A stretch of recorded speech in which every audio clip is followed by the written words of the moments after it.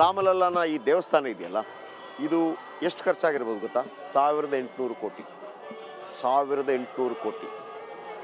1 ನಯ ಪೈಸೆ ಕೂಡ ಸರ್ಕಾರದ್ದಲ್ಲ. 1800 ಕೋಟಿಯಲ್ಲಿ 900 ಕೋಟಿ ಆಲ್ರೆಡಿ ರಿಲೀಸ್ ಮಾಡಿದೆ ರಾಮ ಜನ್ಮಭೂಮಿ ಟ್ರಸ್ಟ್. ಇನ್ನೂ ಕೂಡ 3000 ಕೋಟಿ ಅವರ ಅಕೌಂಟಲ್ಲಿದೆ. ಇಷ್ಟೆಲ್ಲ ಇದ್ದು ಅವ್ರು ಬೇಕಾದನ್ನೆಲ್ಲ ಮಾಡ್ಬೋದು. ಅವರಿಗೆ ಚಿನ್ನ ಗಿನ್ನ ಎಲ್ಲ ಹಾಕಿದಾರಲ್ಲ ರಾಮನಿಗೆಲ್ಲ ನೋಡಿದ್ರು. ಆದರೆ ರಾಜ ಬಂದಾಗ ಅಥವಾ ಒಂದು ಹುಟ್ಟುಹಬ್ಬ ಇದ್ದಾಗ ಗಿಫ್ಟ್ ಕೊಡೋದು ಮಾಮೂಲಲ್ವಾ? ಮಾಮೂಲು. ಈಗ ನಾವು ಪ್ರಜಾತಂತ್ರ ವ್ಯವಸ್ಥೆಯಲ್ಲಿದ್ದೀವಿ.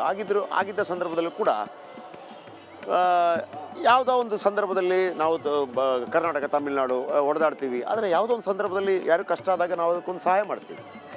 ಭಾರತ ಪಾಕಿಸ್ತಾನ ಹೊಡೆದಾಡ್ಕೋತಿರ್ಬೋದು, ಆದರೆ ಒಂದು ಕಷ್ಟ ಬಂದಾಗ ಸಹಾಯ ಮಾಡ್ತೀವಿ. ಅದರ ವಿಶ್ವದಲ್ಲಿದ್ದಂಥ ಒಂದು ರೀತಿ ರಿವಾಜುಗಳು ಅದೆಲ್ಲ ಪಕ್ಕಕ್ಕಿಡಿ. ನಾನು ಯಾಕೆ ಹೇಳಿದೆ ಅಂತಂದರೆ,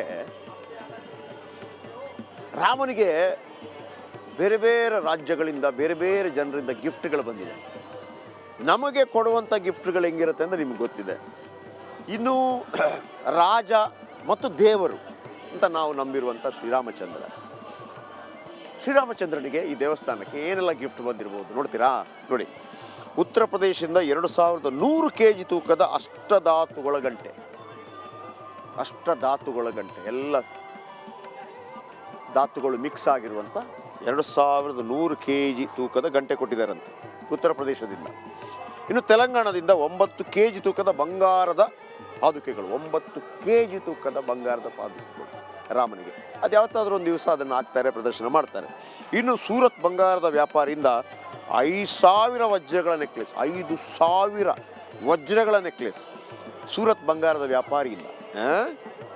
ಇನ್ನು ನೇಪಾಳದಿಂದ ಬೆಳ್ಳಿ ಬಂಗಾರ ಮಿಶ್ರಿತ ಉಡುಗೊರೆ. ನೇಪಾಳ ಒಂದು ರೀತಿಯಲ್ಲಿ ಹೇಗೆ ಅಂತಂದರೆ ಅಜ್ಜಿ ಮನೆ. ಯಾಕಂದರೆ ಸೀತೆ ತಂದೆ ತಾಯಿ ಜನಕ ರಾಜ ಇರೋಲ್ಲ ನೇಪಾಳದವರು. ಅಜ್ಜಿ ಮನೆಯಿಂದ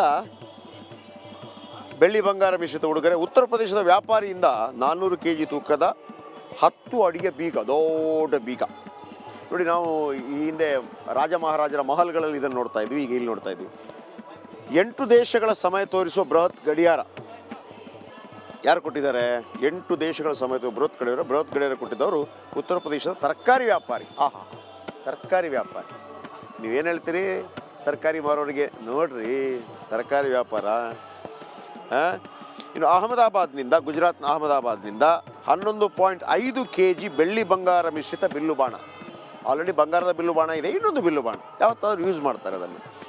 ಗುಜರಾತ್ನಿಂದ 108 ಅಡಿಯ 3614 kg ತೂಕದ ಅಗರಬತ್ತಿ. ಮೊನ್ನೆ ನೀವು ನೋಡಿದಿರಲ್ವಾ, ಅದೇ ಅಗರಬತ್ತಿ. ಗುಜರಾತ್ನಿಂದ 5500 kg 7 ಧ್ವಜ ಕಂಚಿನ ಸ್ತಂಭಗಳು. ಗುಜರಾತ್ನಿಂದ 108 ಅಡಿಯ 3614 kg ತೂಕದ ಗುಜರಾತ್ನಿಂದ 5500 kgಯ 7 ಧ್ವಜ ಕಂಚಿನ ಸ್ತಂಭಗಳು.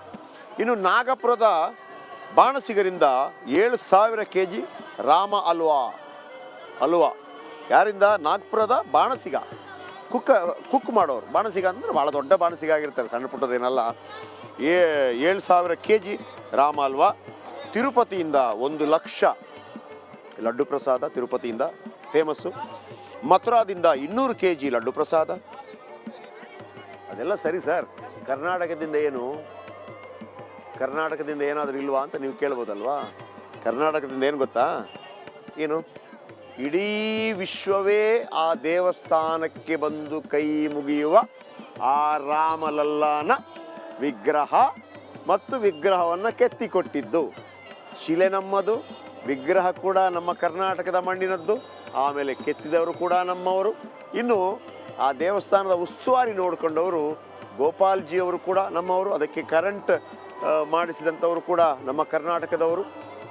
ಸೊ ಹಾಗಾಗಿ ಇಷ್ಟೆಲ್ಲ ಉಡುಗೊರೆಗಳು ಕರ್ನಾಟಕದಿಂದ ಕೂಡ ಇದೆ. ಪ್ರತಿ ಸಲ ಕೂಡ ನಾವು ಅಲ್ಲಿಗೆ ಹೋದಾಗ ಒಮ್ಮೆ ಅನಿಸ್ಬೋದು ನಮಗೆ, ಒಂದು 1000 ವರ್ಷಗಳ ನಂತರ ಕರ್ನಾಟಕದೊಬ್ಬರೇ ನೋಡ್ರಿ ಅಲ್ಲಿ ನಮ್ಮ ಕರ್ನಾಟಕದಿದೆ ಅಂತ ಅಂದ್ಬಿಟ್ಟು.